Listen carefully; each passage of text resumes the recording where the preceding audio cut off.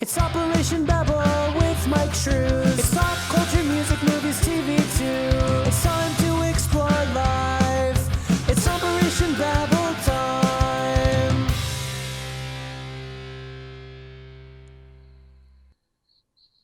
Silence. So I'm back again, guys. I have again with me Austin Mosher as a guest today. Say hello. There you go. Hello, everybody. And then I have another guest, finally, EJ Moreno, how do you pronounce the last name? It's either or. It's EJ Moreno. Most people will yell at me that it's Moreno, but I'm like, I'm too ethnic for that. It's too early in the morning to be that brown. I'm good. Okay. EJ, why don't you tell some people a little bit about yourself, and then Austin, if you just want to reiterate afterwards a little bit about yourself. So.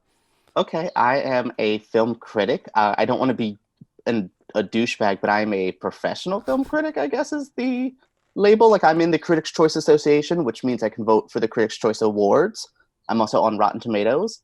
And other than that, I like really trashy movies, and that was my whole point of being a film critic, is I was tired of really La La Land's getting all the love, but I'm like, but that art house movie over here needs love too, or so let's critically reevaluate Showgirls. So that was my job as being a critic, was trying to make trash treasure. That's me. Okay. And Austin, you want to reintroduce yourself, man? Since it's been about a week. I'm a recent film and English grad. I'm a filmmaker here.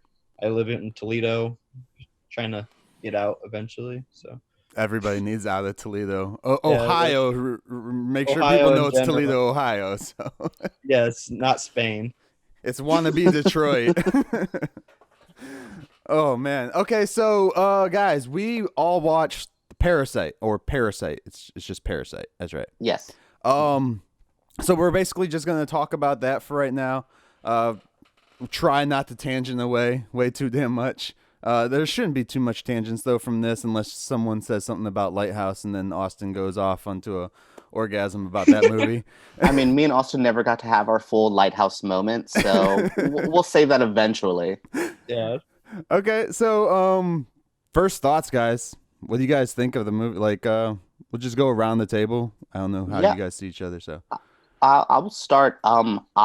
This is my favorite movie of the year. It's rare for me to also think my favorite movie is the best movie. 2016, my favorite movie of the year was Batman v Superman. I don't think it's the best movie of that year. I just liked it a lot. This is the first time I think the best movie of the year is also my favorite movie.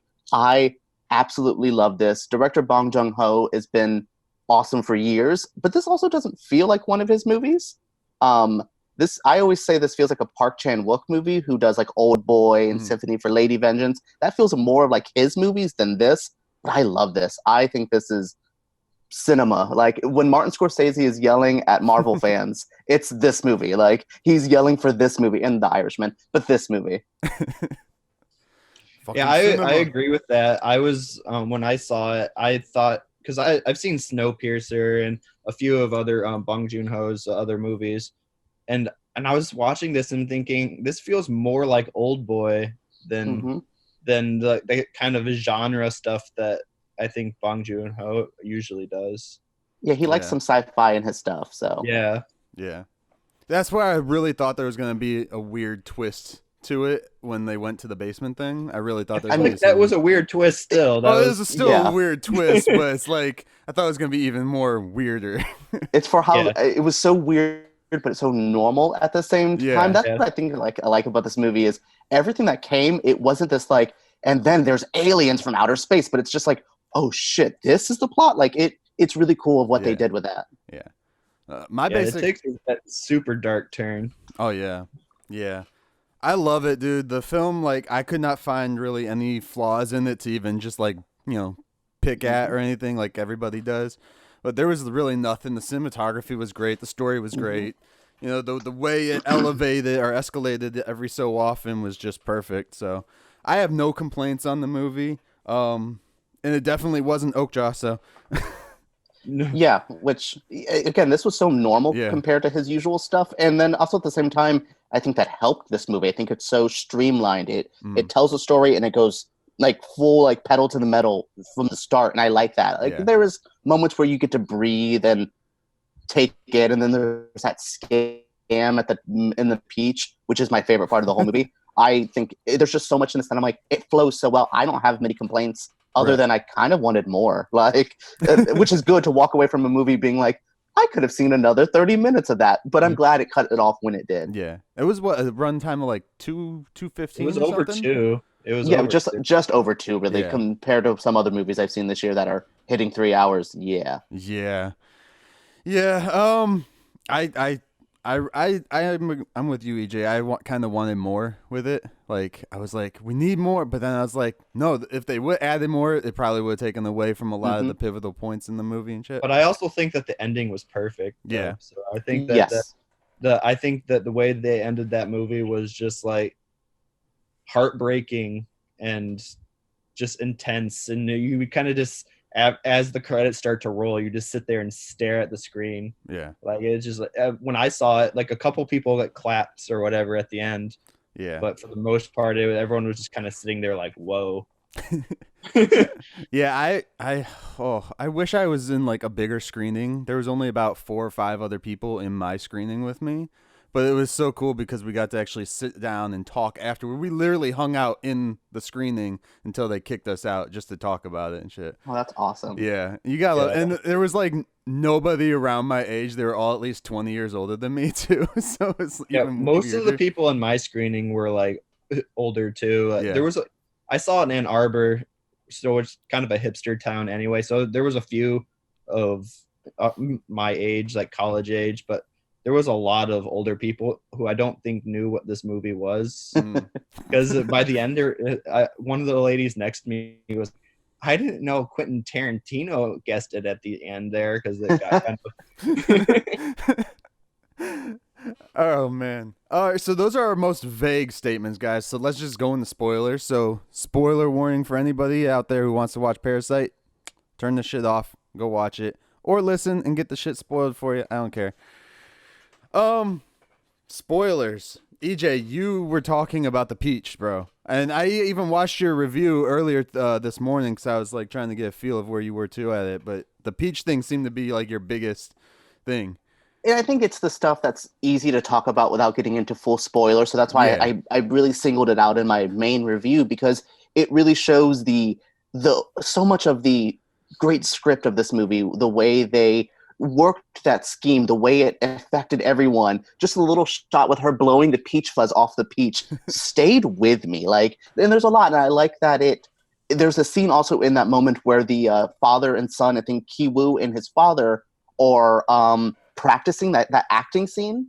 Yeah. And Ki-woo's the director. That is one of my favorite scenes this year. It's just, it was so interested in film, but it wasn't too like snobby, like, oh, look, we're trying to make it. It was just such an interesting scene. Yeah. The whole movie is just filled with like interesting moments. I mean, the whole ending, the dude like smashing his head with a light, like just all those stupid things were little moments that just stuck with me. And it really, the whole movie did really stay with me for a while. And I do love a good fake it till you make it story. And that's what this is just faking it till you making on both families. I think the Kims and the Parks both are faking their lives. Right. And I like that a lot. And absolutely. You saw it twice now, right? I've seen it. I saw it once a couple months ago in August. Okay. I saw it by myself at home, which made the beauty of when shit started going down, I paused the movie and just had that like, am I ready for the next hour of this movie? And I think that was the beauty of me singing how I did, is I literally paused it and went, oh boy, I know where this is going. I didn't know where it was going, but I knew it was going somewhere. Right. And I liked it. But yes, then I got to see it in theaters, and it was an experience at the Tampa Theater in Tampa. If anyone's ever been there, it's this like classic 1930s theater. It's so cool. And this was go on. What? No, I would say it added to the experience. It made it so artsy. Yeah. I was going to say, this was a limited opening too in theaters, right? Absolutely. Yeah, they weren't really playing a lot, mostly just enough to get them into the Oscar race. Because there is that minimum of you have to be in there for, I think, 3 weeks in theaters or something like that, or like a certain amount of showings in LA and New York. It hit the requirements it needed, so it was there. But I'm glad it opened up nationwide. Yeah. I just read recently that it's now the highest grossing international movie in America, though. Yes, so at least for like this year. I think it's just for I don't know for sure. I saw that headline. I didn't know which one for sure. Forever. Yeah, that's what I thought. Anyway. But yeah, either way, I that's a was lot of same money. way with you. Like when I was watching this movie, though, I was thinking like, okay, I have an idea of where this is going to go, and then I had no idea where this was going. And I think that was part of my enjoyment of this movie is that I don't like being able to know exactly what's going to happen. That's part of the reason why I hated like Alien Covenant so much. You know, I watched it, I knew exactly what the twist was going to be, and I was just like, by the time I got to the twist, I was like, yeah, I figured that out. Was that the second one that they did? Yeah, it's of the Prometheus sequel. Yeah. But it was so. But with Parasite, like you think like, okay, I know where this is going, and then there's the guy in the basement, and then there's like the murder at the dinner party. You're like, I never saw any of this. Yeah. I never saw any of this coming, and I loved it. Yeah. And I loved like the social commentary of it all too. The capitalistic critique. But it wasn't too heavy-handed No, it like wasn't other heavy-handed movies at all. this year. With the class issue being a conversation. This I thought was more subtle, and it was there. I think when him talking about him being smelly was kind of the most forward of it. But overall, I like that the class issue was just there, and it wasn't a plot point. It was just literally the life that these people lived. Right. It wasn't like, oh, we're talking about class in this movie. It's just like, no, here's a poor family, here's a rich family. This is literally how it would go. I heard he was talking about like he got the idea for this layout anyways from when he was doing Snowpiercer. I never watched Snowpiercer actually. And that's really, yeah, that's one that's based off a graphic novel too, isn't that? Yeah. It feels like it as well. Yeah. It is very graphic novel. You know, how you can translate like an Alan Moore comic to a film. It's kind of in that vein of like, you tried something. It's a weird movie. I don't love it, but Tilda Swinton is in it, so I watched it. Chris multiple Evans times. is in that one, right? He's and good and dramatic, and I like Chris Evans. I saw him in Knives Out this year. One of my favorite performances from him in quite some time, so I like him. Just rubbing in our face since we can't see it for like another 2 weeks. Look, yeah, they screened Knives Out for me like a month early. That was insane. They never do it that early, and I was just like, cool, I can't talk about it at all. Yay. Austin, you got anything else? Spoilers, bro. Spoilers. What was your like favorite moment of the film, bro? My favorite moment, I'm gonna say the very end, that last kind of like fantasy scene where he's like, I have a plan where I'm gonna get rich, and then it's showing it happening. So as a viewer, you're thinking like, okay, this is actually happening. And then when he walks out, and then it cuts, and then it's like back to the basement. It's like how it kind of it does that pan down like it did in the beginning, and it's just like, see you till then. And that's where I think the heartbreak came in for me. I was like, oh. And the fact that they're both still in just basements. Like yeah. His dad's stuck in the basement, he's stuck in the basement. It's just like, maybe you shouldn't have taken that luck stone out of your fucking house.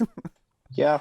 And for me, I like to think of that ending. It is sad, but I like to think of it as maybe that is what happened. And I tried very much to look at that positive as like, yeah, Kiwoo was stuck in that position he was then, but hopefully he does get to that fantasy. And it gave me a glimmer of hope in this big sad ending. But I did try to think in my somewhat optimistic. I also think that's the kind of the capitalistic critique too. It's like, there's always that hope that, I'm going to raise myself out of this, but then there's the kind of existential like you never will, and you're both probably going to die in these basements. That's and I think that's the point, and I think it was very hard-hitting and very awesome. I think it was very well done. I mean, even if say he did like buy the house and his dad was able to come out of the basement, his dad still can't go anywhere. Exactly. He's still wanted. So it really it's like, okay, how about you sneak my ass out of the house at night, son, and get me out of the country or something, something else. I mean, what country is he going to go to? Like, Korea's it's an interesting area. No, and that's what's the beauty of it is he was trapped in the house, in the country. Yeah. And that's something interesting because, I mean, that's such an American idea, too. It's like, everyone's like, you could just leave the country. And I'm like, yeah, girl, that's not that easy. They were in South Korea, right? Yeah, no one's in North Korea. Yeah, we don't watch North Korean movies. They made fun of Kim Jong Un. Yeah, was it? Okay, yeah. Yeah. I was like, damn. Yeah, I mean, South Korea is very open about their distaste for North Korea, which is so interesting to see countries so close. Yeah. But I also liked it that this got to teach me about a whole new class issue, a whole new political issues in a different country. Mhm. Well, again, it not being a quote unquote political movie, there was that there, and I like there was a small education in this movie Yeah. that I was just like, I learned a lot. I learned our class issues no matter what. Though Asian countries have a problem where it is top class, bottom class. There's Yeah. not a lot of a middle class. And And no I matter think that's what class you're in, there's still always a respect that you have Yes. to pay. Period. and I think that's something that's very interesting in this movie, and we don't really have that here. I mean, and it's interesting. Yeah. So it was, again, I learned so much about this movie, about Korean culture, which is why I'm glad Bong Joon-ho went for a more normal film. Mhm. So I got to actually, because he seems like a director that's good with script and talent, and I got to learn and I got to experience this life, and he really put me in both families. I felt like I was in the Park family and in the Kim family as well, because I was just like, I'm here. I'm in this movie. I don't like it. I want to leave. Dude, all the talent, perfect. I loved every single person. Oh, in the this sister's film. my favorite character, I think. With Which her little sister? Jessica Chicago, that is Oh. the best thing. Yeah. Yeah. I like the dad. Dad was probably like the best with emoting everything that was going on inside of his head and stuff. I just loved him. He's a regular for Bong Joon-ho as well. He's Yeah. in The Host. He's in Okja. He's in all of them, which Yeah. is cool. He's his Johnny Depp. Yeah. Yes. Well, that's I haven't heard Johnny Depp in a positive way in a long time. What about you, Austin? Who was like your favorite like character or My actor? favorite in it? character, I would say probably the sister. Also, I liked, but I also liked the little boy who had like the obsession with the American Indian. Mhm. I thought that was, I think that, I forget the character's name, but I think he was a really interesting character, and he was doing, when he was doing like the Morse code, and he I got love it, that. and he got it wrong. He's like HOLP or something like that. It was, Yeah. I mean, that whole scene with the Morse code when like the Parks are like on the couch trying to hook up, Yeah. the son's there, them trying to get out of the house. That was such a equal parts intense and funny scene. yes. I like that. I mean, that's the whole movie, is it mixes every genre and emotion at one time. It is Yeah. scary and funny and weird and normal. It's just The everything whole- at once. That whole scene, like when the kid's outside and they're on the couch, and then what you're just talking about, like the people under the table, it's like you said, it's intense, funny, but also realistic. As a married guy, I can say that shit happens all the time. So it's like, you know, but yeah, it was one of those ones too. It's like everything was super realistic, but in somewhat of a hyperbolic way, somewhat. Because It is like, it's magic realism, as they call it in Yeah. film. It's that, like, it's reality, but there's that hint of, this isn't reality. And I like it. I mean, they made it, it's a movie. That's the beauty of a movie, is you're supposed to heighten. I don't want to watch a documentary, which is some Yeah. problems I have with certain movies, where I'm like, I'm literally like, I saw Honey Boy, and I was just like, as much as I liked it, I felt like I was literally watching Shia LaBeouf's like home movies. And I was like, I'm good on this, bro. Spice this up a little bit, where this one was just that right amount of like fantasy to the Yeah. reality, and I loved it. yeah, Yeah, it's like the real world, but not like the real world. Yes. You know, so that's I like that aspect of it too. It felt very controlled. Mhm. There's only like two real settings in the whole movie. It's like their apartment and the house. yeah, Which were Like both the two- practically built as well, which I Were think they? is genius. That they built that sub basement, and they built one in an aquarium so they could flood it. And that whole Nice. park house was literally made so he could like move camera around the house as he wanted. And I'm like, oh, I love that. Like, I That's really love cool. snobby film stuff like that, where I'm like, he built a whole house because he wanted to build a whole house. right. I love stuff like that. It's like he didn't shoot it on a freaking green screen. He actually built the stuff, which is even cool. Because like that house, you could, you know, you see shit like that. They did it in was it Ugly Betty? They used to CG everything in that TV show, which was ridiculous. It's like, it takes place in New York. Just go out and shoot in New York. Come on. But yeah, And just the building is and they great. did the same thing in the lighthouse too. Yeah, Not to go on tangent about the lighthouse, but they actually they actually did construct like an actual the inside of that lighthouse so he can move the camera around. And I think we talked about it a little bit in our cast, but they actually did a similar thing where they had to build something in order to like be able to film it. Yeah, Which just is awesome. going in I the love that. stairwell, especially too. Yeah. Of the actual Oh my lighthouse. god. Okay, quick lighthouse tangent. That lighthouse thing where Robert Pattinson's like crawling his way up the stairs is one of the funniest things I have seen all year. Like, I mean, that whole movie is oddly the darkest gay comedy I have seen in quite some time. We still didn't get enough Robert Pattinson, D. No, I mean, look, I have liked him for a long time. I saw him naked in a Salvador Dali movie. This wasn't enough. I need more. Also, again, him and Willem Dafoe needed to like kiss. Yeah. It would have been funny and like shocking, but not like a gay panic way, which is my fear of that movie. Was I thought it was going to get like borderline homophobia, but it was just like, no, Robert Pattinson just needs a daddy. Okay. I can Literally, see like that. Yeah. I think yeah. he needs like a daddy and like a dad. Like I think there was major issues in that man's life. One of those characters, much like a lot of characters in Parasite, where I was like, I just want to give you a hug. Like I feel for you, my friend. I just want to like embrace him, and I like these characters that like they feel like people you can help or you want to help. Right. Especially what's the oh, I forget his name. He's the main character basically. The boy who started it all, the kid. Kiwoo. Okay, yeah. His character, you just feel like crushed every time something crappy happens. Well, he was like, such a good people person too. Yeah. He was so good at hustling. I was And kinda, not even in a bad way. Yeah. I was kind of like thrown off though, like when he started like, you know, like his dude like hooked him up with the job, right? And it's because he didn't want someone else getting with the girl, and then he's in there just taking the girl anyways. I'm like, what? I mean, that's so 16-year-old though. That happens all the time. Like it was very believable. It very was that teenage thing of like, I'm not supposed to like you, therefore I like you Right. more. I like that. I it was kind of the grimy thing, but that's the beauty of these characters. Is Yeah. like they're doing but fast I also don't think he actually ever really liked her that much. I think it was part of the hustle. Yeah. Right. Yeah, Make I sure think he keeps that the job. she was just a piece that he was using because, like I got the feeling that the friend actually did like her, but he was just kind of playing that part. He kind of was like playing his friend as a role. In a way. Yeah, I can see that. So can we talk about the whole, again, spoiler shit? The guy in the basement the whole time.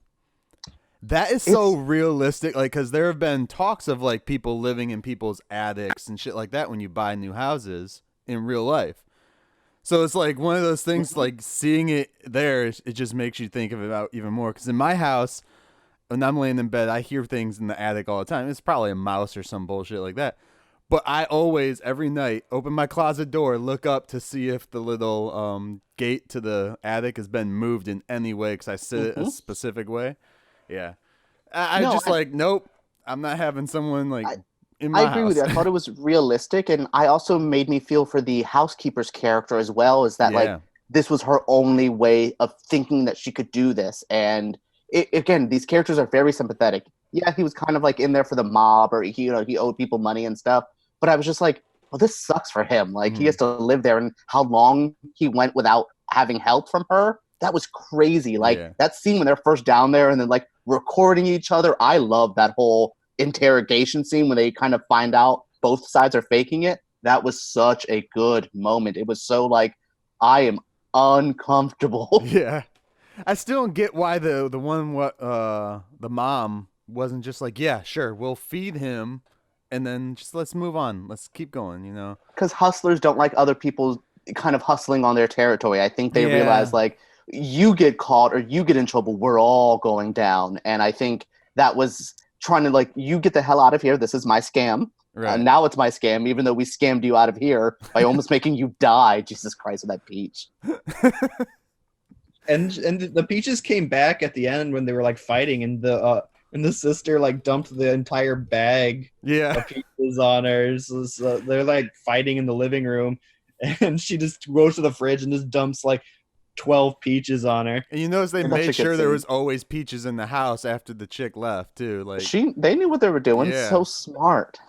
oh man. But I- that's one of my favorite aspects of the movie is that there's not everyone's kind of not who they are say they are or who pretend they are.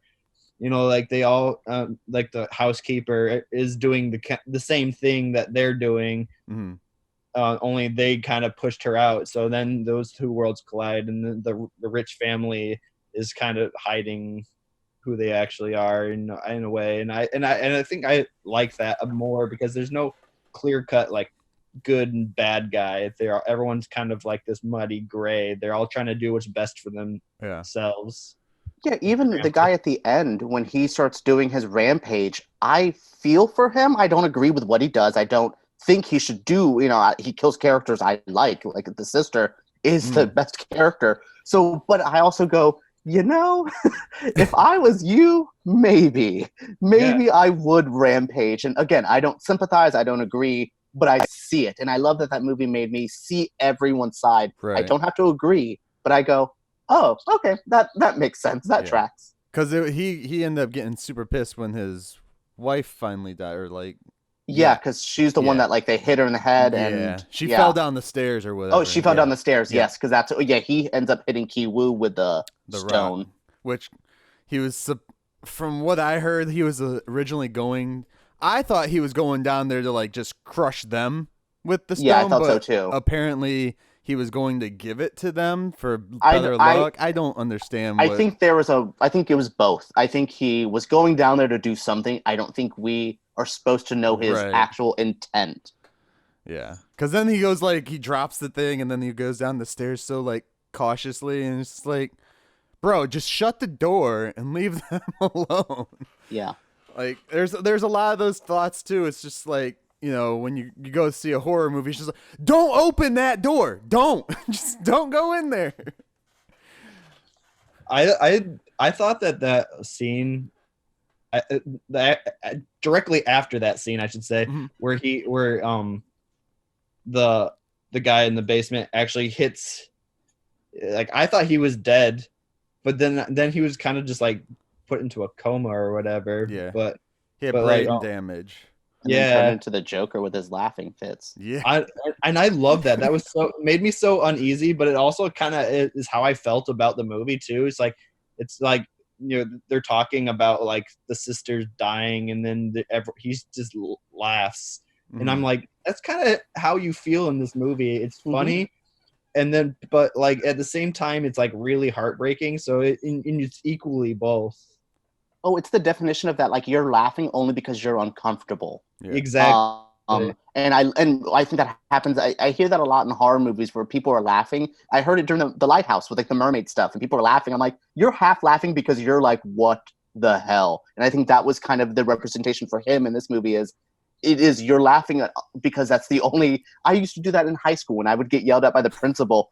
I laughed because I'm just I don't know why. My brain is telling me, oh no, I'm in trouble. Giggles are the first thing that comes out. And that's what that represented to me, is that internalized, I'm uncomfortable. I will chuckle my way through this. First thing I thought when he, came to out of his coma and he did the stupid laughing crap was Joker, as you said, EJ. I was just so it's a prequel to Joker.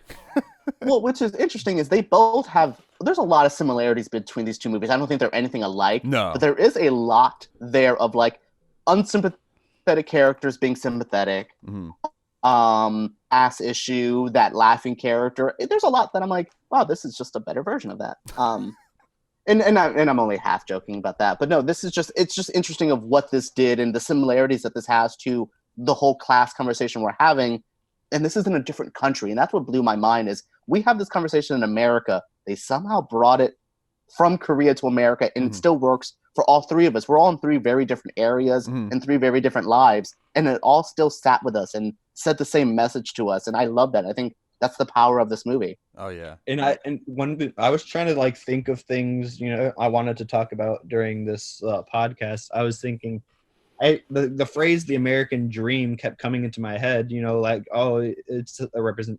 But I'm like, wait, this isn't the American dream because this is in Korea, so I can't really use that because but it is very similar. You know, it's like that idea that humankind dream. It's a humankind dream.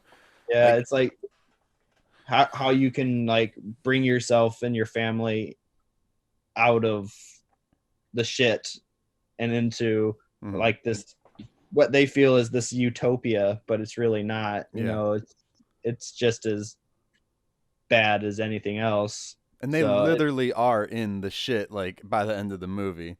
Literally. Like and I love it too because like when they open the movie, you know, you really see how down in the slumps these guys are because they're fumigating the streets. They're just like leave the windows open. We might get sick, we might not. And they just let the shit in there. That opening is so good. What was his line though? He's like, leave the windows open and it's like a free like free fumigation. Yeah, fumigations, right? Because they have the stink bugs. Yeah. Well, I mean, that whole intro was so good of setting up the Kim family, of them having to do the pizza boxes.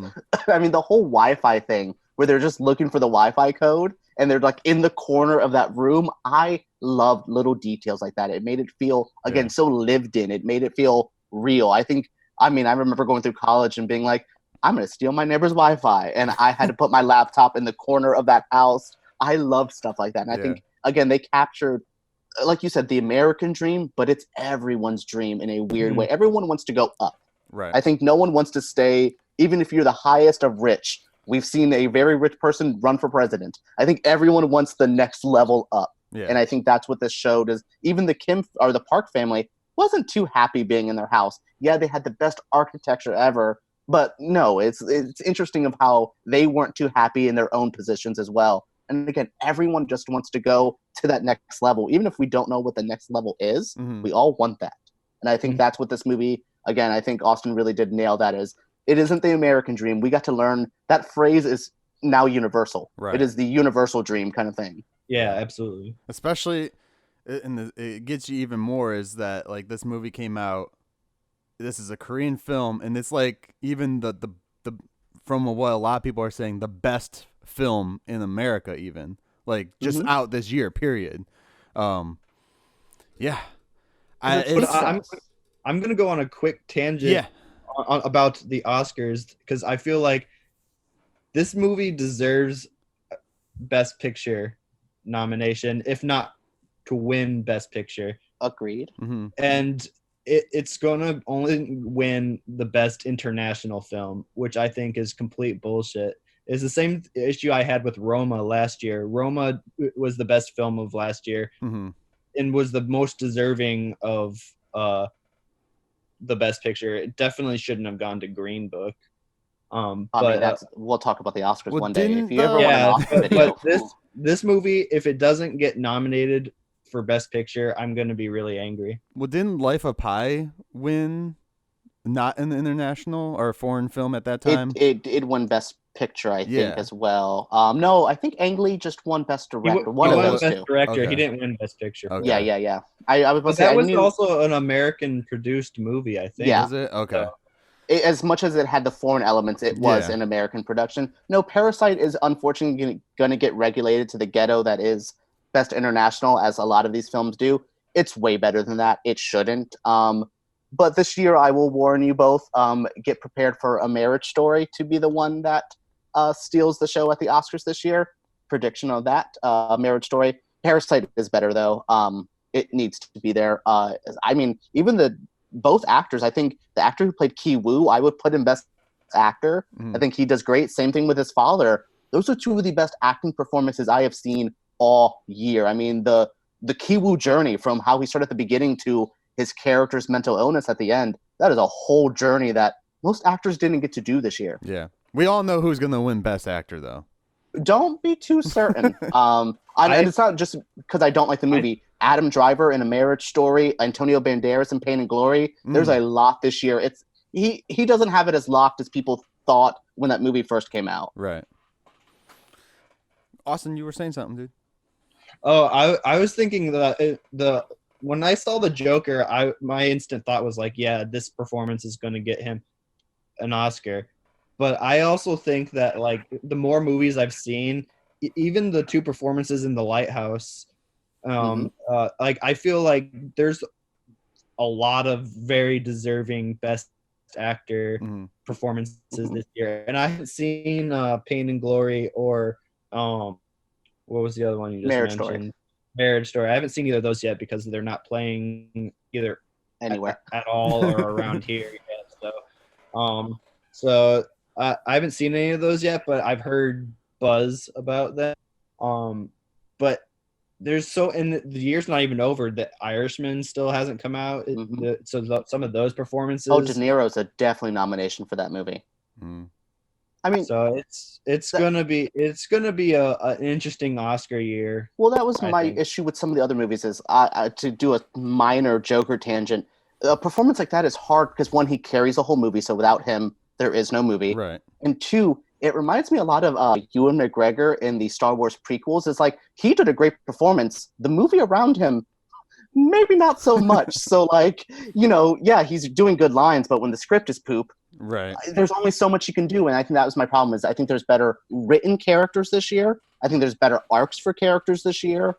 Oh, come on. But he did a good performance, I guess. Fine, we'll give him an award. We all know Arnold is going to win for Dark Fate. Just remember that. Look, I hated his character arc, but he delivered it well. It wasn't as campy as the last few he was in. No, I thought he was a cute character. Again, I like Arnold. I'm a secret Arnold fan. I didn't know that, but he's an adorable person and very political in a fun way as well. So yeah, I'm not. I don't hate him. Ever since I was a kid, I've liked Arnold Schwarzenegger movies. I think they're Kindergarten Cop. Yeah, I just rewatched Kindergarten Cop with my dad the other day, and that movie's still hilarious. It's still don't watch the second one though. It's horrible. There's a second one? Yeah, it was like made for TV, I think, or some bullshit. Oh no! And I think a wrestler just did one recently too. Was it Arnold in it, or was it just like a? No, it's just like kind of like when they did the sequel. It's kind of like when they did the sequel to Daddy Day Camp. When they did that, it's the same characters, just different actors playing them. Oh, that's dumb. Yeah. I definitely won't watch that. Oh man. No, actually, to go on like the Joker performance, yeah, he did a decent job, but I feel like I just watched Midway yesterday, and there were some decent performances in that. The movie wasn't all like 100%, but oh yeah, Midway was the best PlayStation 2 war game I have ever played. Right? The CG was just. It was. That movie is a mess, and like I don't know why. I mean, it's Roland Emmerich. That game man cannot direct a goddamn movie anymore. Anymore. I mean, look, Independence Day is fun. Fine. I hated Independence Day. I never liked Independence Day that much. It's got good special effects. That's about it. Yeah, but he also lost me with Stonewall. The one time the gay community gets a Stonewall movie, he makes it about a white gay kid. Ugh. Didn't he do 2012 though? I think I like that movie. Did he do 2012? Or Day After Tomorrow? He did one of those like somewhat movies that I liked. Me. If my dogs are talking, you guys can always keep talking. I just mute my mic. It's fine. I was just laughing because like that dog reaction was literally me thinking about watching 2012 again. So, which one is 2012? I always mix that one. John Cusack. Okay, yeah. The other one I mentioned is Jake Gyllenhaal with the Frozen Earth. Mysterio. Yeah. It was all he just created that shit with drones. Far From Home, what a mess. Hey man, come on, you got a fanboy out. That's right. You said you didn't like Marvel movies, so I like twink Tom Holland, and he will get me through any of those movies with his prepubescent face he has. But goddamn, I just did not like. I mean, I'm just tired of Tony Stark being the main influence for all the MCU issues ever.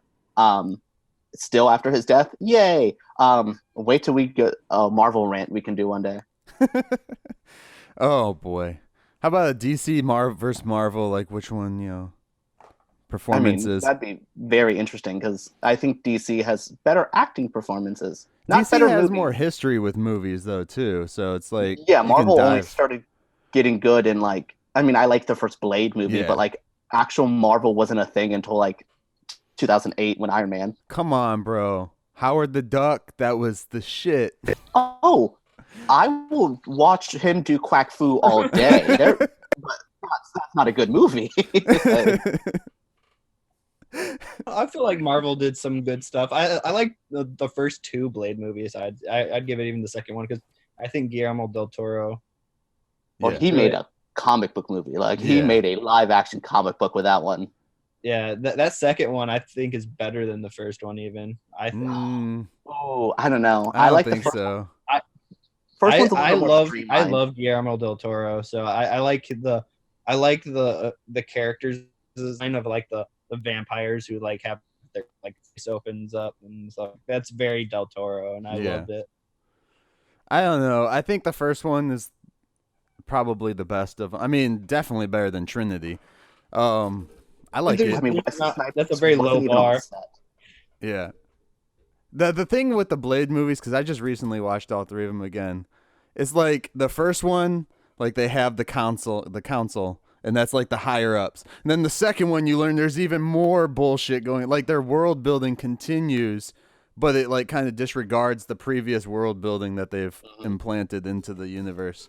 So it's always, and then they fucking brought Dracula in, and it's like, okay, guys. What?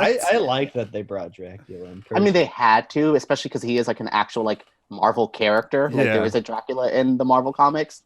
They should have just done Morbius and gave me a full 90s Spider-Man crossover. Yeah. I mean, honestly, if they do Morbius, like DC and Sony need to like, or not DC, Marvel and Sony need to just like let Blade in that movie, or at least at the end credits or some shit.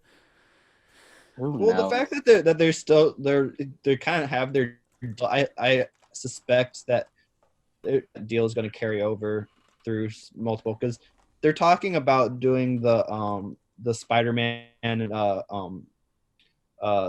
Tom Hardy Venom movie, like they're going to be in something together, and so but I don't really like Jared Leto at all, so like I'm not excited about Morbius with him at all. I mean, it'll be. I don't know. People will like Jason it more Jared than Leto. they liked his Joker. We'll just say that. No matter I mean, what, that bar is like pretty it low. more than I like his Joker, but I just unless he Jared goes in Leto. there with the pale Morbius face and has damage tattooed on his head. Because you know I people hope are he gonna really make has that that. meme, dude. Oh yeah. You know it.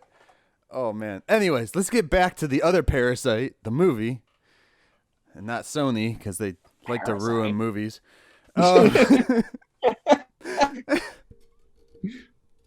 So Now I just want Venom doing a voiceover for the movie Parasite. Parasite? I'm not a oh, this is about a parasite. Ah, yeah. I want that. I want that. are Parasite. apparently this movie, dang, it's actually got a high both audience score and tomato meter score. Which is odd. I didn't think this would sit well with audiences, but I do think this is kind of showing you the power of Parasite. People were just like, my parents know I like weird foreign horror movies, so they keep thinking Parasite's one of those, and I'm like, this isn't like Audition or Old Boy. Right. This is pretty like, I think everyone could watch this movie and take something away from it. It's not too scary. It's not too weird. It's weird. It's a little thrilling. It has stuff there, but I think this is such an easy movie to watch for almost everyone. Yeah. Yeah. It does that great, like, honestly, it's just like a basic movie until like the last, hour, 45 minutes Yeah, or and so? even the before it's less basic. It's a simple more, plot at yeah, first. It's a simple, yeah. But then when you get that twist in there, it just always reminds me of like some of the UK movies where like UK sci-fi where it's like you're going along and then bam, fucking aliens are over here. Yeah, There's like zombies Attack here. the Block and stuff. Yeah, Attack the Block is so good. I love that movie. Oh yeah, I will give John Boyega credit through all those Star Wars movies just because he was in Attack the Block. I'm still holding out for a great performance from him. That's the reason he got cast for Star Wars was because of Attack the Block. I mean, and he's doing fine in those Star Wars movies. He's doing, again, it's that those movies have more issues than John Boyega having a meh character. Yeah. They need to figure out what they're gonna do with his character. Give him a better and job. The other dude. Yeah, right? He needs a better job. I want to, like, when they were doing the Blade talk, I was like, do I want John Boyega for Blade? And then Mahershala came, and I was like, well, never mind. That's the best pick. Yeah, when they cast Mahershala Ali, I'm like, all right, I see this. Yeah. Yeah. Dark skin and smooth was my only requirements. Like, that was the only thing Blade needed, was a dark-skinned black man and to be the smoothest dude alive. That's Mahershala right now. That's Mahershala Ali for sure. He did really good too in the Luke Cage show. So when they cast him, I was like, oh, that was probably his, like, besides his Oscar and all that bullshit. 2 Oscars too. 2 Oscars. Yeah, he won back Oscars. Yeah. Yeah. Yep, Moonlight and Green Book. So again, there's been jokes about Parasite getting an American remake because you know how Americans can't do foreign films. I'm now thinking, I'm like, Mahershala Ali, like, do this with a black family. I think I would really like that, actually. It might turn into. I also think that speaks to the universalness of this story, though, is that you could put it as a black family here, and it would fit perfectly. You could put a family from Spain. You could put a family from Japan, from Argentina, from Africa. Like, every place can have this movie because every place has a high class and a low class. And I think that's what is so cool about this story is, like, you said, Austin, it is really universal, really this. And I don't usually like the other countries adopting a movie, but this could be working well in every audience. I really hope that we don't remake it. No. There was talk, at least at one point, of they're doing the remake of Tony Erdmann or whatever that movie was called. It won like best. It was a German film, I think, and it was they won best foreign film that year. And then there were talks that they were going to remake it with Jack Nicholson. But it hasn't happened yet. They just like to remake films for Americans because Americans are lazy and don't want to read all the time. I mean, I have critic friends that I won't ever call out, but they won't go see Parasite because they don't like subtitles. And I'm like, so you're going to miss out. Dude. And I'm like, is this movie easy to read? I feel like there's not giant monologues that you're like having to really keep up with. I think it breezes by with the subtitles. And I think this is, again, one of the most easy watches I've had in quite some time because it just... Yeah. I sat down and I was sucked in, and and it's not like if you miss a line, you don't understand what's going on because it's so just out there, everything. But I also feel like people don't understand that you really adapt to reading subtitles pretty well. Oh yeah, like you don't think you will, but like when at first like subtitles, but like about 5 minutes into the movie, you're reading along with it. You're like, all right, yeah. Yeah, and you just I love watching. I have The Last Circus on Blu-ray. It's a Spaniard movie, and it's freaking awesome. But it's all in subtitles. I didn't know that when I bought it, but I was like, you know what? I don't give a shit. It looks beautiful. The story's great, and then I was just like, this is awesome. I mean, I needed subtitles for The Lighthouse, so like I'm a subtitle person for everyone. Like, there was times where I was like, what did he say about a sea shanty? What was that? Like, there's sometimes, again, The Witch was a good movie that I had to turn on subtitles for because I was like, I can't do Puritan English. Like, this is not my thing. So, again, I'm so used to them in general. And if anyone's ever watched an anime that's not dubbed, you should be used to this by now. Oh, yeah. Dude, that's like the one thing that I am worried about, though, with because I want to watch the Monkey King movies, the original 3 that they did. But it's all subtitles. I've been looking for them dubbed because I was like, there's so much shit to see on the screen with those movies that I just want to focus all my attention to that. So I might just watch it one day and read, and then watch it a whole nother day and just pay attention. I thought you were going to say you were going to redub it yourself, and I'm like, I want that movie. Ooh, maybe I could. I got the voice changer and all that shit, so maybe. But I will say, though, I do hate subtitles when people come to my house and turn the subtitles on my TV because I don't know how to turn them off, and I hate it when it's like on.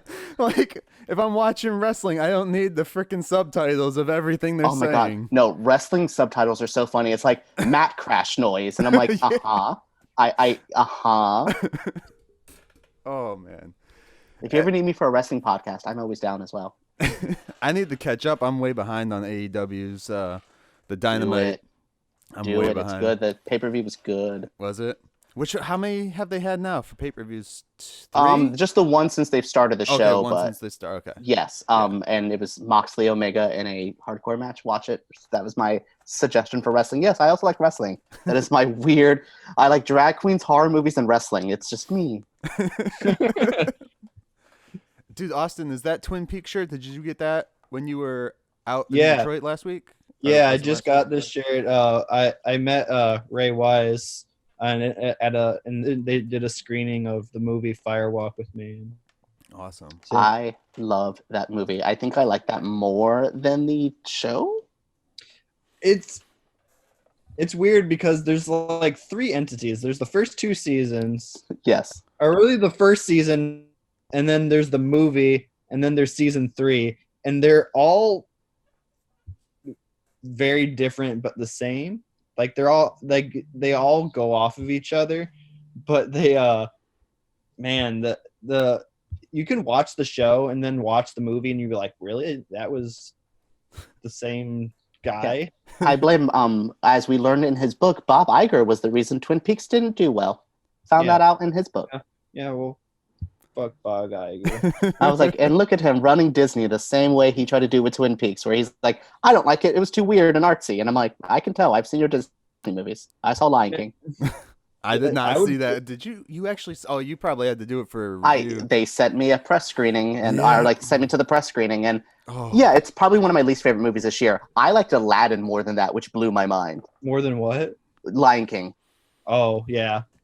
I saw Lion King. I didn't Aladdin. Those movies aren't allowed to be watched in this house. They sucked the soul out of Lion King. At least Aladdin, I thought Guy Ritchie didn't direct it well, but it still felt like Aladdin. Like it still kept the same. Lion King, they sucked the heart and soul out of that movie. Like I was just like, this is a boring nature documentary with like Childish Gambino doing the voiceover. Like, yay. I didn't like the appearance of a Bollywood film though for Aladdin because it gave off. It's not very much. No. It's there in one scene, but no, overall, it literally just plays like Aladdin. Is with it Will the Smith. one scene that they played online before? Because that's the one scene I actually saw from the movie. The the Will parade Smith? going in. Yeah. Yeah, the But Prince the- Ali. Yeah. Parade, I felt I was my deciding factor of not seeing the movie because at first I was kind of interested, but then I'm like, this is like the most lifeless parade scene I've ever seen. Like the way the camera moved and everything in that just in that scene, I'm like, wow, because in the animation it's like, it's sweeping through and genie's churning into like different things. It's like, wow, there's a lot of life and energy to this, and we're filming a parade, and then there's people swinging flags or whatever. Just wait till they make Return of Jafar live action. Oh, no. I want the one with his dad. That's the one I actually want. Prince of Thieves. I Yeah. love I love that one. They can't do that because he has like the freaking gauntlet like Thanos. Then I'm Aladdin snapping like half of Agrabah out of existence. oh man, I love Prince of Thieves. Actually, I sat my kids down to watch the first Aladdin because they wanted to go see the actual movie, and I was like, no, we're gonna watch the real thing. I'm one of those people. And then we watched Return of Jafar just so I can watch Prince of Thieves. What a Or good King time. of Thieves, I think it's King of Yeah. Thieves. The Yeah, only King of reason I Thieves. want- Yeah, Prince of Thieves is like- is the Robin Hood movie. Yeah.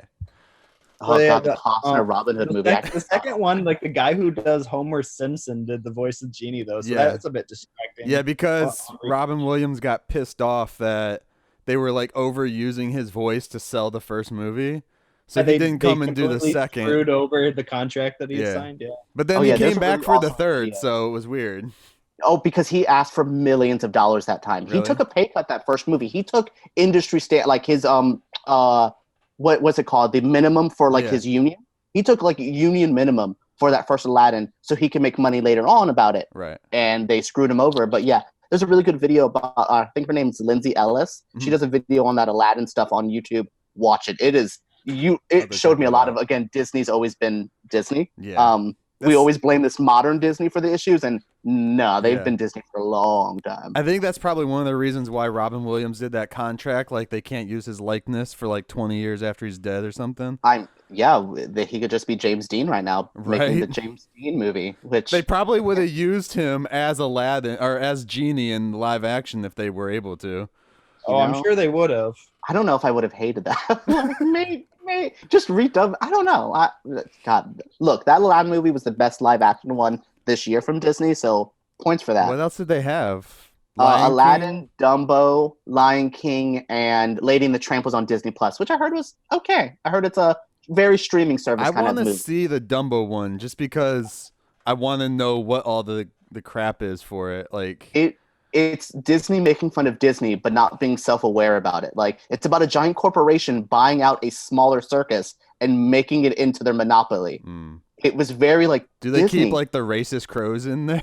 No. Nope, they took all the racism out. Though on Disney Plus, they are keeping stuff original and saying this was a product of its time, which they should. Like Warner Brothers does. Are they keeping it in there? Yes, I saw someone took a screenshot of, I think, Dumbo, and they said this movie has uses of tobacco and also cultural depictions from that time. And I'm like, good. Like, I wonder if they're gonna put that I'm one surprised that they're doing movie that. on there. no, Song of the South is just all racist. And it's kind of like Song of the South's never going to see the light of day again.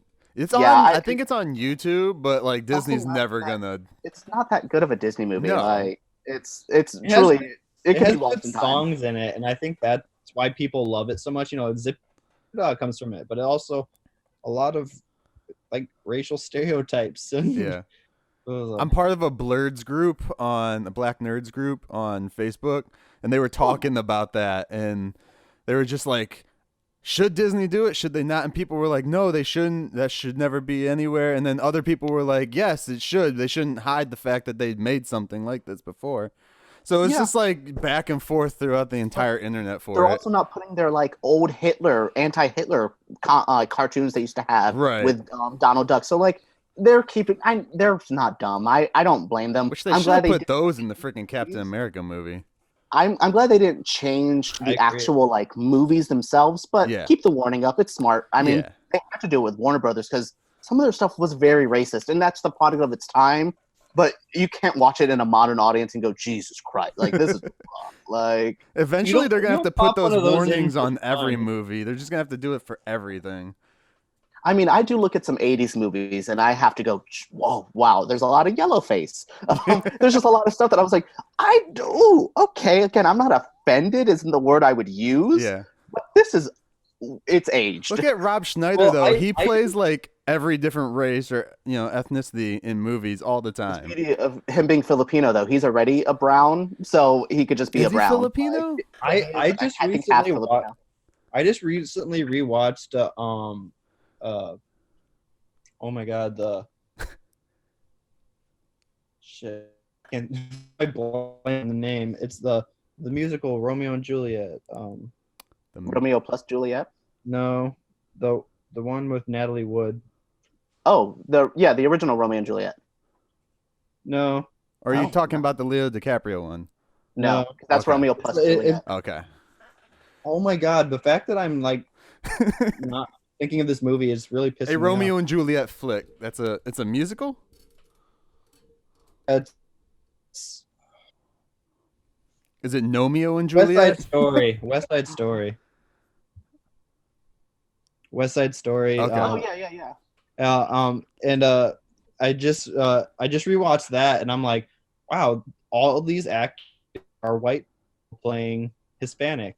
Like, I didn't realize watching it as a kid how much brownface was in that movie. I never really even thought about it, but I watched it just like a few months ago, and I was like, wow, this is like I guess people are giving crap to RDJ right now because of the blackface thing from Tropic Thunder. Oh my god! too. Like, but that was troll on Twitter decided to make it troll. It's I don't know if they were being serious. It very seemed like a trolling post about the blackface thing. Yeah. And the people who are very anti-PC took it for face value. I think I'm not saying that they probably weren't being serious, but like it seemed very trolling of the anti-PC people. Right. And they fell for it, which I love watching those like I hate woke people get worked up. It's my favorite thing ever. I'm literally watching them all heads explode. I'm like, oh, but you're the same offended person as that other offended person. Look at you, right? Offended. But his blackface use in Tropic Thunder is supposed to be bad. It's not. It was supposed to be like method acting, but Yeah. it was like bad method acting, and I think it was not ever supposed to be like, oh, it's a different kind of blackface use, because it's not really Yeah. playing on, because before it was just like, oh, we're not going to hire a black person, we'll just slap some I mean, they make fun of it in the shoe movie polish on the Yeah, itself. they have the black character in the movie to make fun of it. Right. Again, that's like the least bad example. I'm like, we could actually pick movies that you guys actually really like, or like Yeah. more real examples of like, I mean, there's some stuff in the Ace Ventura movie with some transphobia at the end that I'm like, oh man, that is rough. Like, even the, I'd say, like, because I love the Ace Ventura movies, like I think they're hilarious, but even in the second one, I feel like there's a lot more like racial, like when I was watching it as a kid, I wasn't really thinking about it, but now I'm watching it like more critically. I'm like, this is not very good depiction of African people. yeah, and I think as we get older, we start realizing if it's not like an offended thing, we start going like, that's just lazy. Like that movie has so many other better smart jokes where you see like a lazy racist joke and you're like, you're doing so good. Why that? Like that's usually how I feel. Is like that's such a cheap like punching down kind of joke. They did it and in I'm like, Power Rangers, the last Power Rangers movie, when like the black actor was the Blue Ranger, and then the white dude was the Black Ranger. He's like, I'm black. And he's like, what? No, you're not. I was like, really? Yeah, like, that's literally my least favorite line in that movie. And I actually kind of like that Power Rangers movie. It's fine. But yeah, that was the stupid line. Oh man. All right, so you guys want to get back to finishing up Parasite, or do you have more? I know you have notes, EJ. So, I mean, we've talked about all my notes. I have the peach scheme. I love the flood scene at the end. I literally yelled "oh shit" multiple times during the ending. Like I just went, "oh shit, oh shit, oh no!" Like I love the ending. Made me feel bad. I mean, for everyone. Yeah. I felt bad for everyone at that ending. I just wanted to hug all of them. Because the rich family ends up leaving the house. The dad ends up dying, right? Yeah. The dad's like dad's dead. trapped in the basement. Yeah, the park dad, the rich dad. The rich dad dies. Yeah, he dies, and that's why they move out of the house, because they didn't want to be around that area. Yeah, I think the mom takes the little boy, and then they just leave. I forgot where the daughter went as well. Oh no, she carried Ki-Woo out. Yeah, but it's like everybody lost in the ending movie, and it's like, and that's why when the credits were rolling, I was just kind of sitting there like staring at the screen. It's like it's a very intense and very affecting movie, and by the end of it, you've gone through this whole ordeal with these people, and you kind of feel that way too. You just kind of feel defeated, but they're rewarded. Yeah, I agree. It's I come from the era of watching, like, I would play The Sims and I would kill everyone in my Sims game. It would be the most fun thing ever.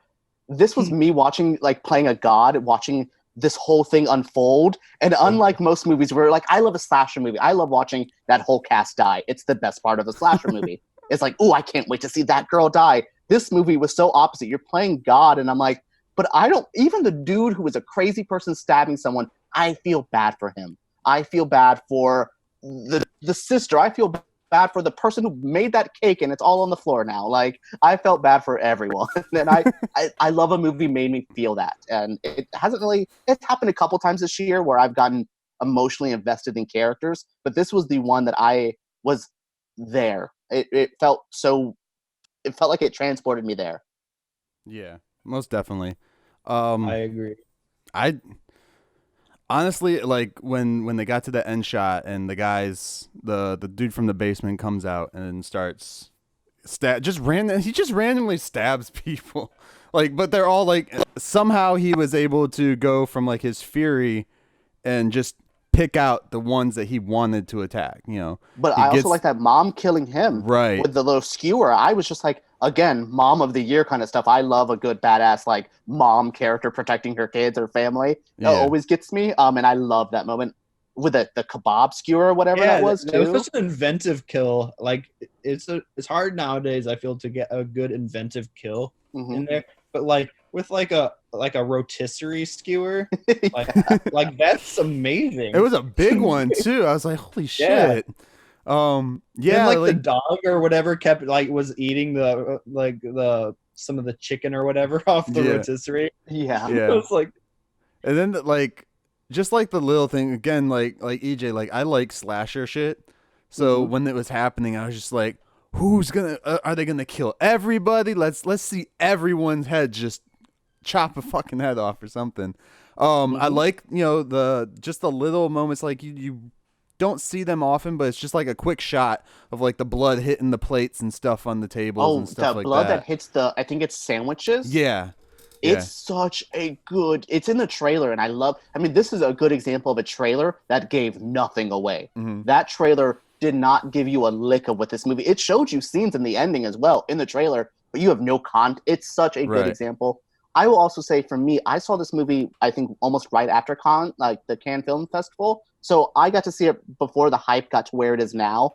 For you guys to have seen it recently, I'm glad you guys weren't disappointed. Mhm. I was really worried that everyone being like, this is the best movie of the year, was going to ruin it for you guys and kind of go in with higher expectations. So I'm glad you guys were both like, no, it was good. Well, the thing is I actually had no idea about this movie going into it. Oh, good. I just knew that I wanted to see it, and the poster looked good. And Yeah. but like I actually don't even know if I ever watched a trailer for it. I didn't Watch the trailer now. You'll love it. You'll be And amazed that Yeah. Like, they I cut just- that good of a trailer. It's like I didn't know much about it. I didn't like Bong Joon-ho as a director, so I was already like going to see it one way or the other. Mhm.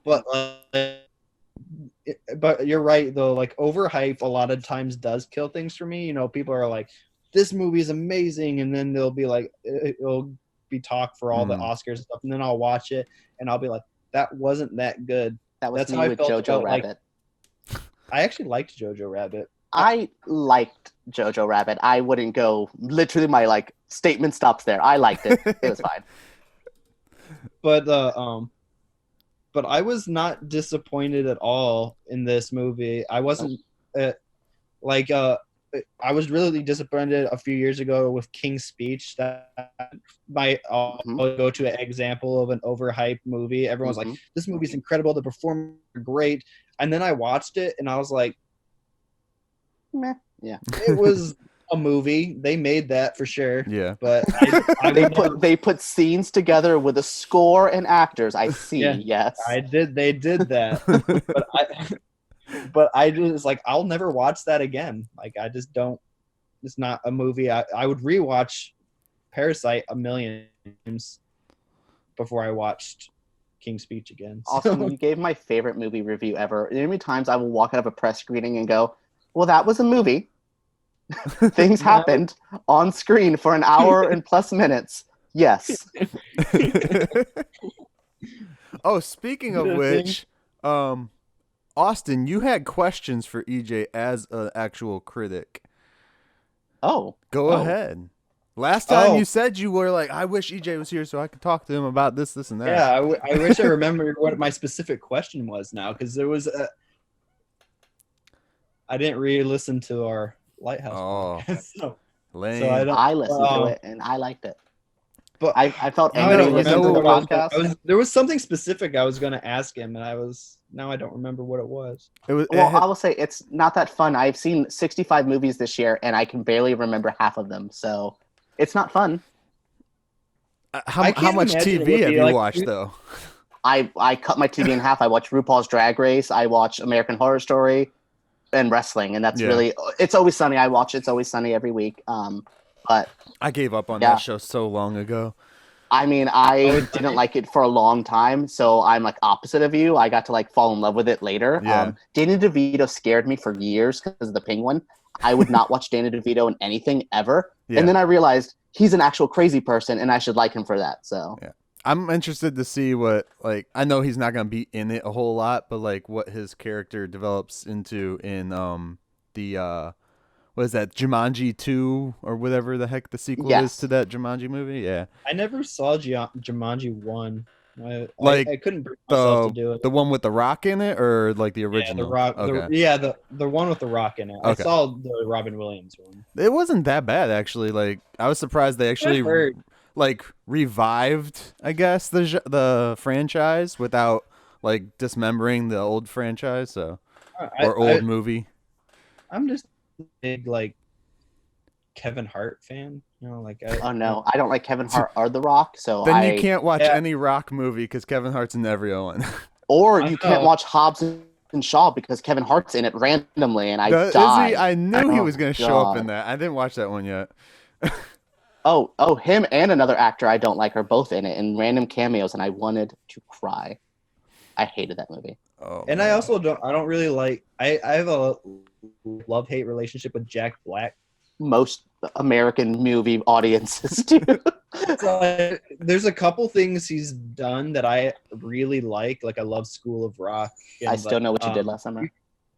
Yeah, and I even like the Tenacious D movie. Come on, he to was some in extent. he was in Biodome. Tenacious D was in Biodome. If anybody remembers that film whatsoever. I will watch Pauly Shore in anything, Right? especially the Goofy movie. So yeah, that's a Goofy movie is Pauly Shore's best movie. Fact. Like I think Goofy movie is Son-in-Law just a great was like movie. the first like real Pauly Shore movie I got attached to back in the day.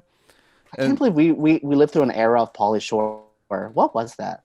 What was wrong with America at that time? What were we going through collectively? It was the Bush years, early Bush years. Bush won. It just ruined us as a country. We started watching Pauly Shore and like let Nicolas Cage win an Oscar. What happened? Weasel? Although I will say the movie that Nicolas Cage won an Oscar for, he did give a very good performance on. So like, Where did he win He an Oscar wasn't- in? Leaving Las Vegas, he was like yeah, an Vegas, addict Las Vegas. Okay, yeah. with Elizabeth Shue, which is my drag queen name. It would be Elizabeth Shue. Great. Oscar time. I want to see Parasite there. Let's do it. Let's will it into existence, all three of us. Yeah, Best we need. Picture. I wish the Oscars weren't so mainstream and predictable. So like to do something like this, like I said before, this deserves Best Picture. Yeah. And if it doesn't get nominated for Best Picture, the Academy is just stupid. Like Say it. They're biased assholes, and you know. I mean, they're Hollywood, they're industry people voting on industry stuff. That's Yeah. why, like, again, A Marriage Story, which is about a director and an actor going through a divorce on different coasts, is going to appeal to them. Just like Then La don't be La shocked. Land did and all that shit. I refuse to watch La La Land, by the way. You are not missing anything. I actually loved La La Land. I don't like saw it Damien three Chazelle. times. I saw so that 3 times in theaters. I watched it once and hated every character in that movie, but then realized I don't like Ryan Gosling or the director. So problem 1 for me. Who else was in that? Wasn't like John Legend. John. Okay. Yeah, it was Legend. Ryan Gosling saving jazz as a white man in LA. Powerful stuff. And that won an Oscar. Wow. No, it didn't, because Moonlight won the Oscar. Okay. La La Land got the credit at first, and then Moonlight won it, which I think Moonlight was a better, I don't know. They're both. I think Moonlight is an all-around better movie. That was the last, like, I feel. Wasn't that the same Sarah year they Jane did the Best whole like Oscars too white thing or some shit? No, Or it was was that the the year year before. Year before. Okay. I mean, it's a continuous problem Yeah. that I went through the history. Do you know that like between 70 and the 2000s, not a black person was nominated? That For blows my mind. any category. Whoopi Goldberg was the only one in supporting, but like best actor and best actress had none. Maybe Denzel randomly. I was gonna say there's because some. then up until Training Day in 2000, there was like no. It just blew my mind. Of Even the Oscars have Denzel didn't get. I think most of his Oscar nominations have been through like supporting roles. supporting and or villainous roles. Other than he should have won it for Malcolm X, but again, Oscar time, Mike, invite me on. I have a list of Yeah. Oscar stuff, All right, sounds good, man. and I'm voting. And since I get to vote for, You get and since I get to vote for Critics' Choice, I will be Austin. I will be the one trying to push Parasite into Best Picture at Critics' Choice. I got friends needs to that are happen. part of the DGA, so they get to vote on like all the big shit for Yeah. Oscars and all that stuff. So should be interesting to see. I'll try and push some things into them. Like, hey, just do that. You haven't seen it? Who cares? Just watch. You know. Yeah, I have a feeling Tarantino's also going to be another one that will eat up Oscar season because he's never won Best Director. So He did what this year? The Once Upon a Time in Hollywood. I haven't watched that one yet. But I feel like that was one of his more underwhelming movies, honestly. I mean, That's what yeah, I heard. that was a movie Like, I it was walked into good. with hype, and I was like, I didn't see anything I wanted and saw a lot of Brad Pitt driving around. Yay! Like, I liked Because it just last, takes like- place around like the Sharon Tate murders, like that time period. Barely. Oh, now I don't Yeah, even it's- want to see it then. Oh yeah, there was no. I will spoil that for you. There was no Sharon Tate stuff really. She's in the movie for all of 5 minutes. Yeah. I kind of Even? want to see the Hilary Duff one where she plays Sharon Tate. Oh, The Haunting of Sharon Tate is one of the worst movies I've Is seen this it? year, but I had so much fun watching it. Okay. See, Yeah, that's it's one of that, those- That would be me. I'm just gonna have fun family watching of Sharon Tate. The family of Sharon Tate, like have just like ripped that movie to shreds. Which They, one? Oh, like, it's The Haunting. that. Okay. Haunting. Oh, Yeah, they made it like a ghost movie, and it's bad, Oh, jeez. but it's but fun. like Watch it. I don't know. I agree. That was I was so excited for Once Upon a Time in Hollywood. You know, I love Brad Pitt and DiCaprio, and the cast was just, and like I'm thinking like, okay, this is gonna be Tarantino at his best. You know, like he's going. He's in the era. He's literally directing a movie from the era that he loves so much. So like, Mhm. oh, it's gonna be great. And then I went and watched it, and I'm like, I liked it, but it wasn't like. It was kind of masturbatory in a way. Like you just felt like he was just like, look how great I am. Look how much I know about the era. It's because his editor passed away. She was the one that saved his movies, I think. He had the Yeah. same editor he worked with forever. I think she died right before Hateful Eight. And you can tell those are the two long movies from him that are very like, oh, this could have been trimmed up a lot. That's the beauty of a great editor. No. I mean, Scorsese's editor this year with Irishman made 3.5 hours fly by. A good editor is very important to film. I think a lot of people don't realize that. I think Editor will save your movie. with Hateful Eight, Netflix is supposed to be breaking it into the chapters. They or already episodes, did. It's they? much better. Okay. It's much better as a miniseries. I watched it one time and that was all I could take. Really, I was just like, I went to the road show and I actually really liked it. It works better in that sense where like one you can have the intermission and stuff like that, but watching it straight through, it's a long movie yeah. that doesn't have a lot in it. He just should have. I I want him to finish his Western trilogy or whatever he was doing, and just to like get that done and over with. And now I heard he's Well, like he supposedly doing. only has one more movie left, so He's I miss a modern Tarantino movie like Kill Yeah. Bill or Pulp Fiction that was like set so current and relevant. I want to hear Tarantino's critique of like Hollywood and pop culture now, right. yeah. and I miss That that. would I be think interesting. That'd be interesting. And I heard he's and trying now- to do now- Star Trek though, Yeah, I was about to say like and he's I'm like, "Ugh, don't mess with my he franchise. said that doesn't count as one of his 10 because he's not writing and directing. What is he doing then? He will just be directing it. It's someone else's well, script. Okay. he did write the script. He like let it. He wrote it and then gave it to like other people to like Add Star on Trek to it and up. fix it up. Yeah. Which sometimes that should be what happened. Here's my base of my skeleton. Go in and make this nerdy Right. because that's his trouble. I don't think he cares about nerds. Because I think he just wants to make a rated R Star Trek film.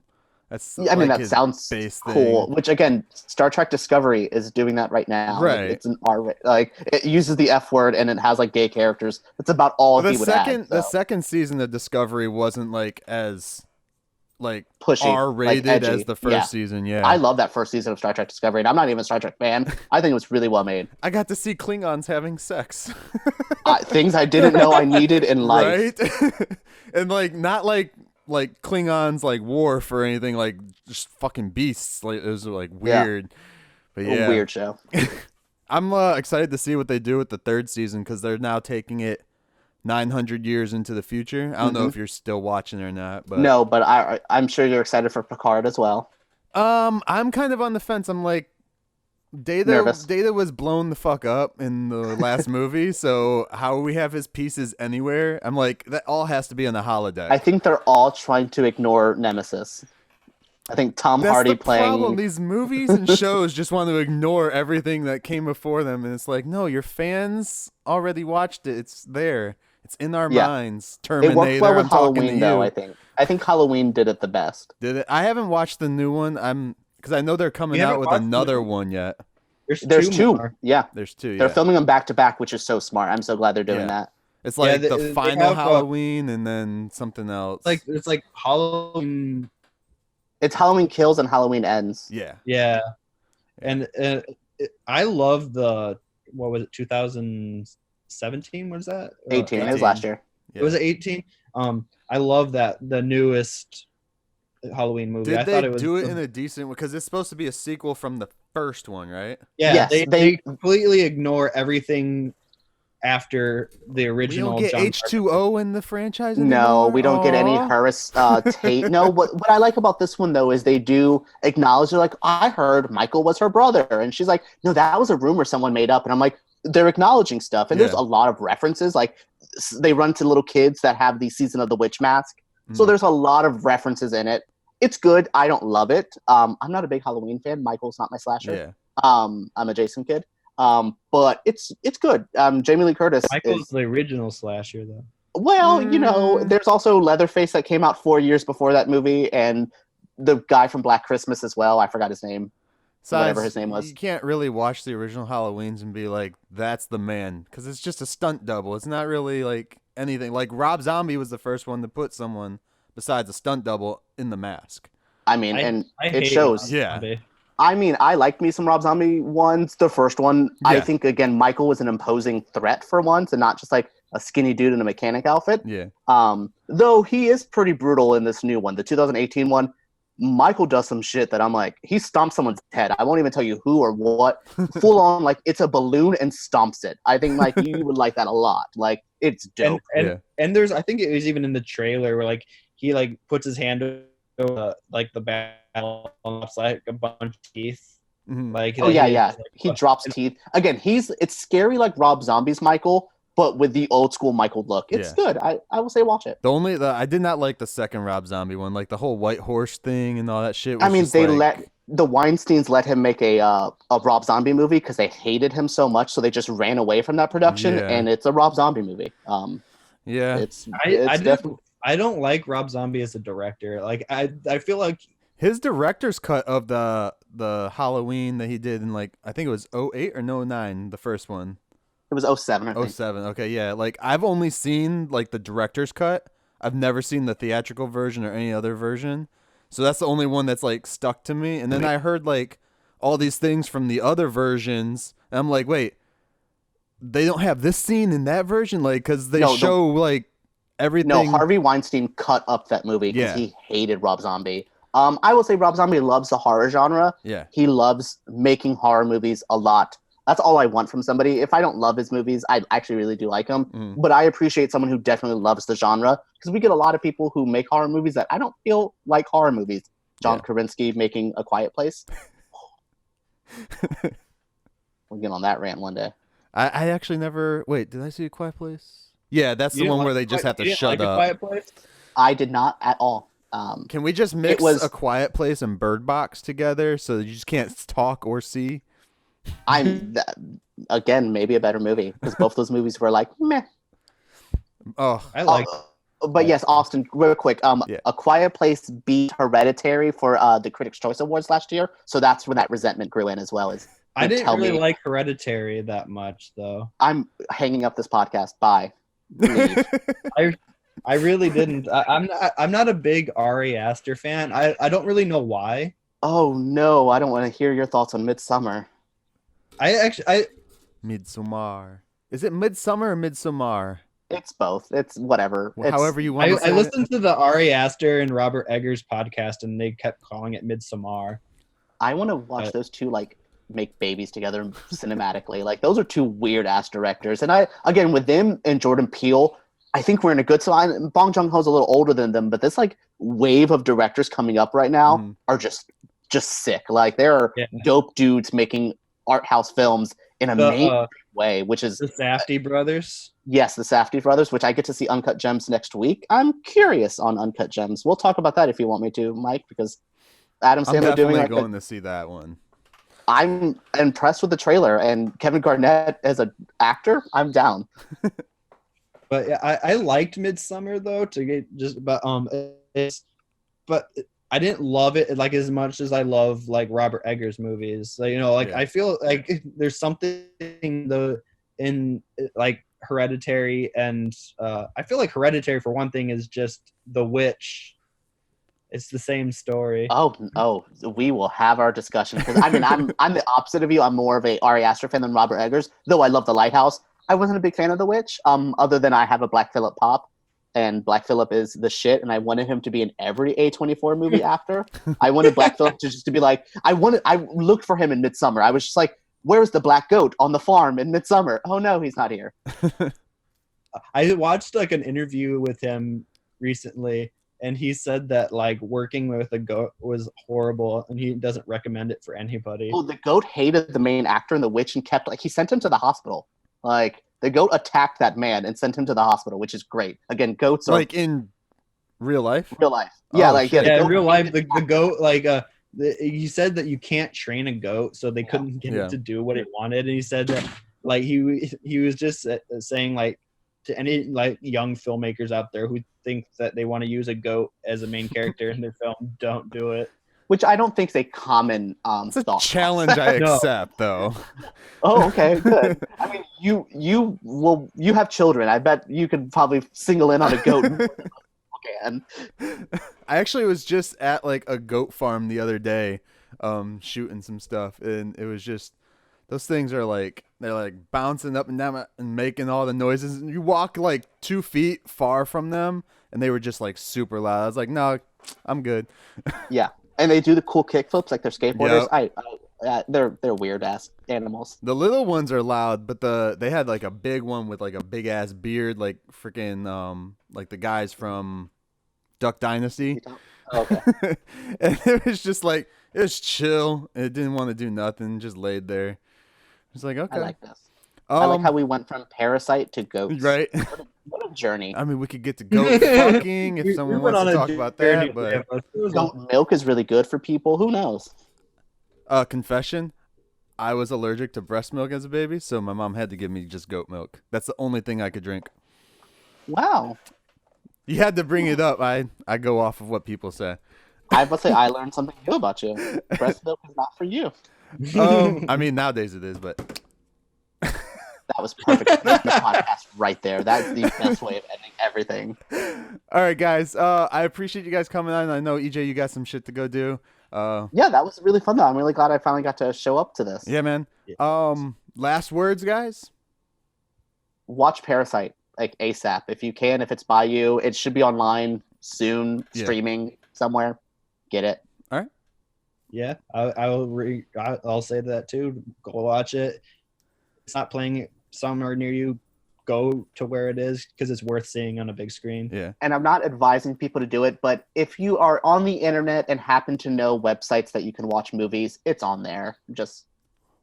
I want everyone to see it. 123movies.com. .k.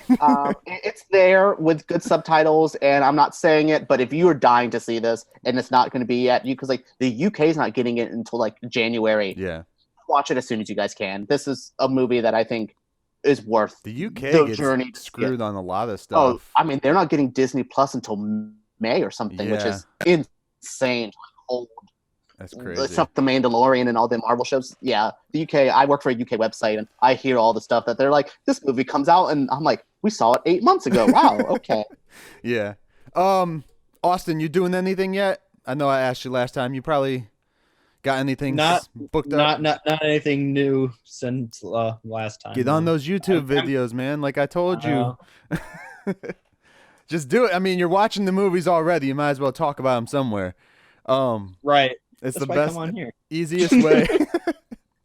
Easiest way to do it, man. You just set up a camera. No one cares how good it looks anymore these days. Look at all the people that are on YouTube now. No. Look at Egypt. No. I must say, I shoot my stuff on an iPhone that has 4K. Like, Do you on the iPhone? Yeah, I shoot all my videos on the iPhone, which is Okay. why they look. Again, when I found out my iPhone does 4K and I have a DSLR that doesn't, yeah, I was doing it in that. But I'm not shooting my face in 4K. No one needs to be in 4K. Cinema rules. People don't look good in 8 and 4K. People breathe. EJ, looking you at got you any as ready for it. anything you want to promote or anything like that? Your channel? I have a YouTube channel called EJ Moreno. You guys can go check that out. I review movies a lot, TV shows every now and then, and I'm trying to do more gossipy news stuff because there's only one of them named Grace Randolph on YouTube, and she's the only one caring that like here's movie news. I kind of want to do it myself, so it'll grow into that. If you guys ever have stories to suggest to me, I don't want to talk about Martin Scorsese and the Marvel movies anymore. That is the big debate forever, which again, who cares? Right. But yeah, check out my YouTube, and I do stuff on Rotten Tomatoes. You guys can check out my reviews on Rotten Tomatoes. The website we don't like on this podcast. Oh yeah, boo Rotten Tomatoes, boo them. They're piece again. I'm even on Rotten Tomatoes, and I don't take it that seriously. No. It's a fucking wet. Like breathe, people. I just do it because it's there. I look at them every so often just to see like, what did somebody say about this movie that I really like that I know everyone else hates? And just reading through the comments, I'm like, those are just mediocre, dumb ideas that you're just putting out there. Just shut up. You don't know what you're talking about. Oh yeah, and I mean Rotten Tomatoes gives me a good gauge. If a movie has like a 26%, I'm most likely gonna like it. Yeah. If a movie has like a 60%, maybe not. Like I've noticed that with Rotten Tomatoes. Those low ones, I'm like, well, that's where Showgirls and Yeah. Hocus Pocus exist. I think that's how Dark Fate was. It was like a 60 or something like that for Terminator. Yeah. Yeah. Yeah. Also, I think people don't realize what Rotten Tomatoes is. Like that 60% doesn't mean the movie's a 60 out of 100. Right. It means like that many per people because Which it goes I up think- based on like however many people I actually think a use the lot of- site. A lot of the time, it makes sense. Like when a movie has a 60% out of 100, I'm like, yeah, I could see 60% of critics liking that, as opposed to the 40 who don't. Yeah. Like And when you think of it that way, it's actually sounds a lot better. It's like 60% of critics like that. That's good. 60% of the critics that are doing anything on that though. Right. It's like, exactly. you know, maybe Yeah. it's only 25 critics even said something about it. So Yeah. I think once people realize what Rotten Tomatoes truly is, it's easier to navigate and not be so frustrated with the scores and stuff. Once you get it, it makes sense, and it could be used as a tool. I just don't think it should be the end-all be-all of Yeah. film criticism. I love how people try and say like, you know, that it was some Warner Brothers thing that people were saying, oh, Warner Brothers is just gonna buy the fucking views or whatever on Rotten Tomatoes, and I was like, dude, Warner Brothers owns a part of Rotten Tomatoes, and they Still also couldn't save Batman v Superman. yeah, so it still like gives them low ratings. They don't care. They're not that petty. It's not Disney. Yeah, people do that with me all the time. Like I'll review movies negatively, send in my review to Disney, and they still invite me to the next movie. They don't care. But there's Also, they're not reviewers out there paying- that think they do. That's the stupid thing is like people get so worried about like saying something bad about something even if they don't like it. And there's people have even admitted it on YouTube. I'm like, don't do that to yourself, man. I mean, there's stuff you can say to a movie that will get you kicked off the press list. Like, there's ways to do it. There's people that will probably get themselves kicked off press list one day. But again, if I say I don't like Black Panther, Disney's not going to be like, well, kill this man. Yeah. Like, no reviews ever. They're going to be like, oh, okay, It's that's what sorry. I feel when reviewers get to attacking the actors themselves rather than the character or the movie. Yeah. That's when you're going in the wrong direction, and that's Yeah, what people and need to They fix will up. watch social media for that stuff. Yeah. They don't. It's not. Yeah, it's again. That's my rule. It's just no one. That director doesn't care. I always say that stuff with like the Ryan Johnson. He doesn't care. Yeah. Like y'all can hate him. He's still gonna be making movies. He's and still gonna be making making more money than anybody else that's out there right now complaining so yeah, about I him. out there make from what I understand, you know, Knives Out was really good too. So like he's not like, oh, I'm so discouraged. So he's still out there Oh making. yeah. Oh, Knives Out is I think my favorite movie from Ryan Johnson. I like Me the Last Jedi. I don't think it's like a masterpiece or anything. I like that movie. Looper I was think still great. I still Looper's like cool. Looper. I There's don't so love many Looper. loopholes in it, but Yes. No, I think Knives Out though is Rick the is one. my favorite movie so far, but I haven't seen Knives Out yet. I think everyone should. It's my favorite comedy of the year. I think Knives Out is the best script I've seen in a long time. It's tight. That's the biggest compliment. Much like Parasite, tight scripts are important. Yeah. In and out. Give me the point, the characters, and go. And that's all I need. And All right, Parasite guys. does that really well. They introduce the characters like perfectly. Quickly and easy. Mhm. Yep. and it's super like the way it's laid out. It gives you everything you need right away. Again, guys, go check out Parasite. And EJ, this is your first time, so Austin already knows. Whenever I end this, I end it with a movie quote now. And since you said something about Ace Ventura earlier with the transgender thing, I found the quote I want to say. We're going to go. Finkel is Einhorn. Einhorn is Finkel. Einhorn is a man. Oh my God. Einhorn is a man. Peace. You just finished another great episode of Operation Babble. You can catch every episode of Operation Babble on all your audio streaming services, including SoundCloud, iTunes, Spotify, Stitcher, Radio Public, and more. Don't forget to like us on Facebook at facebook.com/Operation Babble. And join the conversation today by searching for the Operation Babble group on Facebook. Links also in the description. Don't forget to find Myke on all social platforms, including YouTube, by searching Myke Shrews, MYKESHREWS. Thanks and have a great day.